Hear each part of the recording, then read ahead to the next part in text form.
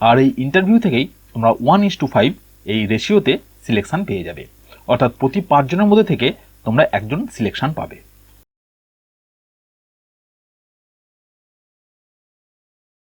Dear friends, welcome to my channel SM cyber. SM cyber চ্যানেলে তোমাকে স্বাগত জানাই। তো আজ আমি চলছি আরও একটি নতুন চাকরির বিজ্ঞপ্তি নিয়ে। পশ্চিমবঙ্গে নতুন করে ক্লার্ক এবং গ্রুপ ডি পদে কর্মী নিয়োগের বিজ্ঞপ্তি প্রকাশিত হলো, যেখানে তোমরা শুধুমাত্র অষ্টম শ্রেণী পাস থেকেই আবেদন করতে পারবে এবং পশ্চিমবঙ্গের সমস্ত জেলা থেকেই ছেলে মেয়ে তোমরা সবাই এখানে আবেদন করতে পারবে। পশ্চিমবঙ্গের জেলা আদালত বা ডিস্ট্রিক্ট জাজ কোর্টের পক্ষ থেকে এই নিয়োগটা করানো হবে, যেখানে বিভিন্ন ক্যাটাগরিতে বা বিভিন্ন পোস্টে তোমাদের নিয়োগ করা হবে, যার মধ্যে থাকছে upper divisional clerk, lower divisional clerk, process server এবং গ্রুপ ডির মধ্যে থাকছে পিয়ন এবং নাইট গার্ড। এই সমস্ত পোস্টে তোমাদের নিয়োগ করা হবে। তো এখানে আবেদন করতে গেলে শিক্ষাগত যোগ্যতা কী লাগবে, বয়সসীমা কত হতে হবে, আবেদন কবে থেকে শুরু হচ্ছে এবং কোন ওয়েবসাইটের মাধ্যমে তোমরা এখানে আবেদন করতে পারবে, সমস্তটাই জানাবো আজকের এই ভিডিওতে। তো ভিডিওটা খুবই গুরুত্বপূর্ণ হতে চলেছে, শেষ পর্যন্ত অবশ্যই দেখবে। আর ভিডিওটা শুরু করার আগে একটা ছোট্ট রিকোয়েস্ট, সমস্ত চাকরি, স্কলারশিপ এবং সরকারি বিভিন্ন প্রকল্পের আপডেট পাওয়ার জন্য এসএম সাইবার চ্যানেলটিকে অবশ্যই সাবস্ক্রাইব করে রাখবে। আর তুমি যদি অলরেডি সাবস্ক্রাইব করে রেখেছো, থ্যাংক ইউ সো মাচ। তো আমরা চলে এলাম সেই অফিসিয়াল নোটিফিকেশানে। তোমরা এখানে দেখতেই পাচ্ছ অফিস অফ দ্য ডিস্ট্রিক্ট জাজ বাঁকুড়া। তো বাঁকুড়া ডিস্ট্রিক্ট জাজ কোর্টের পক্ষ থেকে এই নিয়োগটা করানো হবে। তবে বাঁকুড়া ডিস্ট্রিক্টের নাম শুনে ভিডিওটা ছেড়ে যাওয়ার দরকার নেই, কারণ পশ্চিমবঙ্গের যে কোনো জেলা থেকেই তোমরা এখানে আবেদন করতে পারবে। আবেদন প্রক্রিয়া অলরেডি শুরু হয়ে গেছে 24শে মে থেকে এবং আবেদন চলবে 24শে জুন 2024 পর্যন্ত। আর আবেদন করার জন্য এখানে দুটো ওয়েবসাইট দেওয়া আছে, তোমরা দেখতেই পাচ্ছ।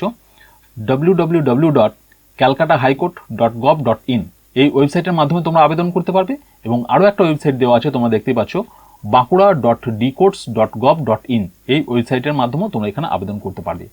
তো কোন কোন পোস্টে এখানে তোমরা আবেদন করতে পারবে না, প্রথমেই দেখো আপার ডিভিশনাল ক্লার্ক, তারপর আছে লোয়ার ডিভিশনাল ক্লার্ক, সিল বিলিপ আছে, প্রসেস সার্ভার এবং গ্রুপ ডির মধ্যে থাকছে পিয়ন এবং নাইট গার্ড।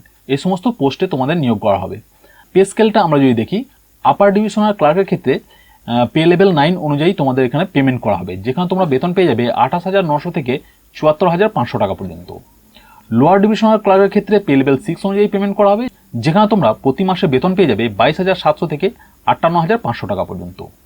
সিল বিলিপের ক্ষেত্রে পে লেভেল 6 অনুযায়ী পেমেন্ট করা হবে 22,700 থেকে 58,500 টাকা পর্যন্ত। প্রসেস সার্ভারের ক্ষেত্রে পে লেভেল 5 অনুযায়ী পেমেন্ট করা হবে 21,000 থেকে 54,000 পর্যন্ত। আর গ্রুপ ডির ক্ষেত্রে তোমাদের পে লেভেল 1 অনুযায়ী পেমেন্ট করা হবে 17,000 থেকে 43,600 টাকা পর্যন্ত। এবার আমরা দেখব এজ লিমিট। 18 থেকে 40-এর মধ্যে যদি তোমার বয়স হয়ে থাকে তাহলেই তুমি এখানে আবেদন করতে পারবে। বয়সে হিসাব করতে হবে 1/1/2024 এই ডেট অনুযায়ী তোমাকে বয়সে হিসাবটা করতে হবে। আর তুমি যদি SC ST হয়ে থাকো সেক্ষেত্রে বয়সে ঊর্ধ্বসীমায় 5 বছরের ছাড় পেয়ে যাবে এবং ওবিসিদের ক্ষেত্রে বয়সে ঊর্ধ্বসীমায় 3 বছরের ছাড় দেওয়া হচ্ছে।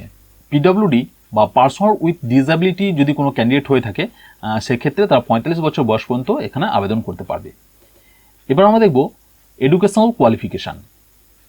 আপার ডিভিশনাল ক্লার্কের ক্ষেত্রে যদি তুমি আবেদন করতে চাও সেক্ষেত্রে তোমার গ্র্যাজুয়েশন কমপ্লিট থাকতে হবে, পাশাপাশি কম্পিউটার সার্টিফিকেট কিন্তু থাকতে হবে।